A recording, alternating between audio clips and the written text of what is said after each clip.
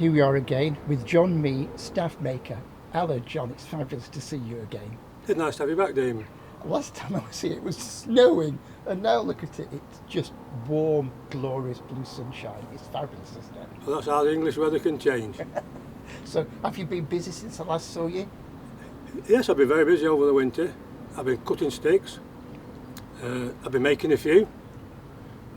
I've got quite a few drying in the drying room behind me. Oh, really? You Let can me go have and a quick look at. at that.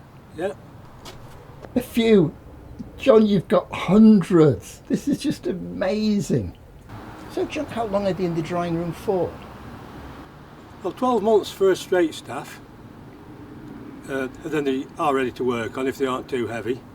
But something like this one here, with a big lump on the end, that'll probably take 3 or 4 years to dry. Oh, right. Why do you have to dry them so thoroughly? Because you've got to avoid the cracking on the end. If you worked on it straight away, you would find it would crack. So it's got to be really dry before you start to work on it.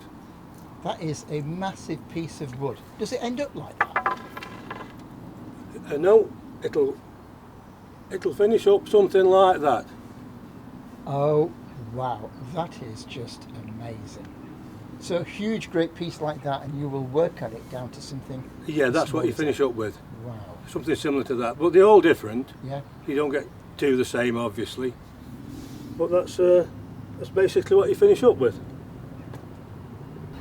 So now I'll move on to ask about ideal length. I'm going to ask about length now. I'm going to have to stand up to do that one, aren't I? Yeah. Are you with the camera? Should we swap places and you do the camera work? So, is there an ideal length for a walking staff? Well, as a general rule, they sort of should come at mid-chest height for sort of general trail use, but if you're walking in the Lake District or down on the southwest coast path where there's lots of steep climbs and descents, the one about shoulder height would be better to help you as you're going down the steep descents and help you go up the climbs. So, do some of them have to be stronger for different use? Oh yes.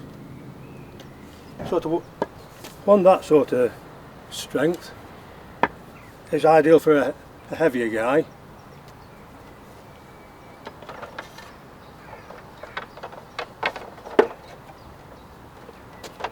One like that is better for a lighter weight guy. Okay. As people are different, they need a different strength and length of stick. Does having them smaller mean that they're more likely to break? Are they still as strong?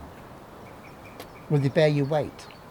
Well, a good staff has got to be able to support your full weight. It doesn't matter if you're 10 stone in weight or 20 stone in weight. A staff has got to support your full weight. When you like going over stiles or vaulting a dike or something like that, it's got to support your full weight. And what about the weight of the staff itself? Well, hazels like this are generally quite usable, but if you get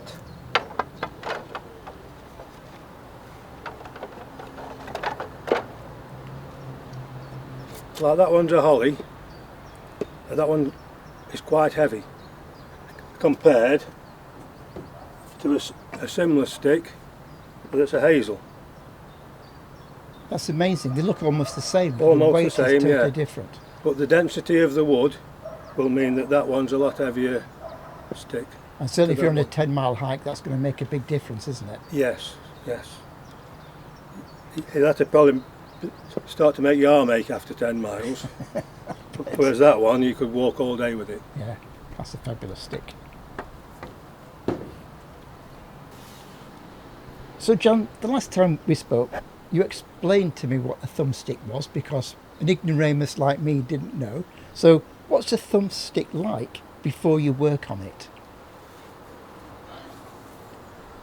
This is an example of a hazel thumbstick that I've just got out of the drying room, and that's what we start with, something like that. It'll obviously have to be straightened a little and those shortened off, but that'll make a nice thumbstick and a hazel, and a very usable one as well. I can see you've got two on your rack there. Are they hazel as well? No, they're two different ones. Oh, right. That one is quite a hard wood to find in a thumbstick, and that's a bird cherry. A bird cherry? Bird That's an cherry, unusual yes. word. It's out of the same family as the blackthorns, but they're very difficult to find.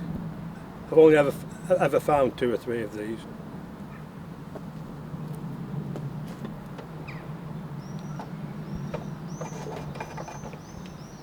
And this one, that's also made a very nice stick,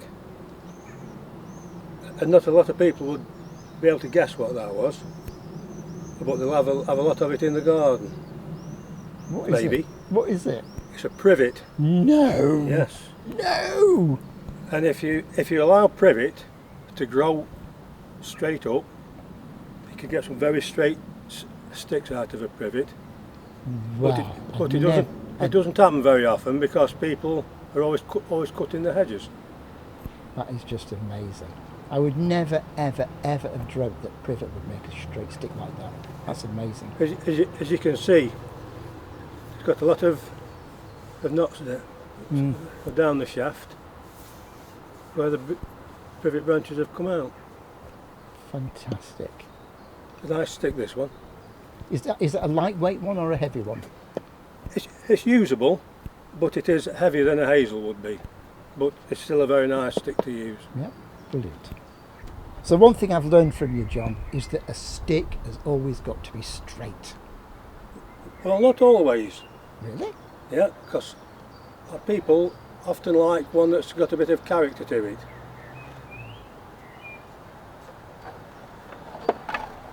Like that one. Oh, right. That's a hazel. It's quite a lightweight stick, but as you can see by the shape, the top lines up with the bottom, so it's in good balance, and even though it's not straight, it'll still make a nice characterful stick. So as long as it's in line like that, it's still strong enough to support you and be a walking staff. Yes, that's right. Brilliant. I've got an example of another one. Yeah.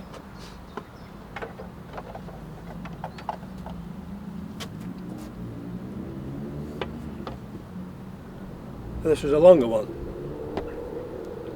like a shoulder length almost. Yep.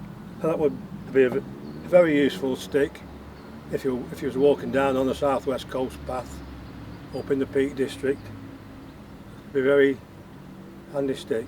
And again, although it's curvy, the top and the bottom are in a line. That's brilliant. Sort of line up, yeah. Yeah. And a crooked stick is always a talking point.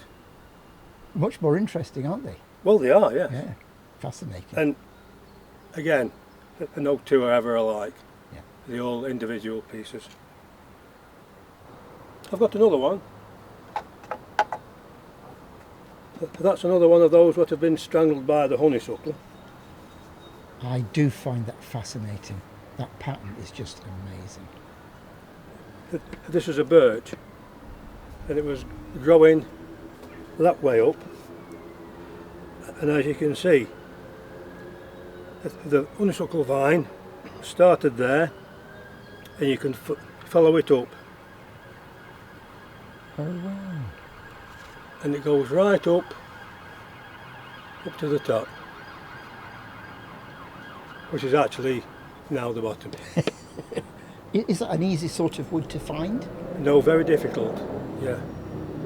Because it's not only got to be strangled by the honeysuckle, it's got to be long enough to make a walking stick. But A strangled stick isn't always as strong as one that hasn't been strangled, Right. because as you can see it bites into it a lot and would probably, you know, cause a weak point. But So- again, what a fantastic talking point. Yes. Walking with a stick like that. Yes, these are more of a talking point than an everyday usable stick. John, I'm fascinated by these vintage old tools you're using. Can you say more about them? Yes, I try to use vintage English-made tools. They're a lot better steel than the Chinese imports. And most of them are made in Sheffield. That's an Elwell. That's an old Sheffield firm. That's a very old axe head, but it's been reshafted, as you can see. That's another Elwell billhook. As you can see, it's got Elwell stamped in the blade. I painted that one blue because I kept losing it in the undergrowth. So I painted it blue so I could see it. Yeah. This one I don't use it as much. This is another Sheffield firm. This is made by Skeltons of Sheffield, and that's a Yorkshire pattern billhook. But it's a bit too long for the general use. It's more of a hedge laying tool. So this is a nice little Sheffield made saw. It says Pedigree brand on it. I mean, Sheffield steel. These are years old but still usable, aren't they? The steel you get these days, after 5 years, you'd be throwing it away. Oh yes, it's a throwaway age now, but these will sharpen and last you forever. But these old rasps, if you just use them on wood, they'll never go blunt because the Sheffield steel was that good. There's all various different shapes and sizes, from the very big one, a very small one, and that's like a round one, which is very useful for hollowing out the thumbsticks if they're a bit tight, or the crooks. They are the antiques of the future. They are the antiques of the future because there'll never be any more of them made. Yeah. It's all gone now, isn't it? It's all gone, and all the firms have shut, and there'll never be any more. Yeah. And a lot of them, if they've been looked after, you can still see the stamp on the blade. Brilliant. Thank you so much.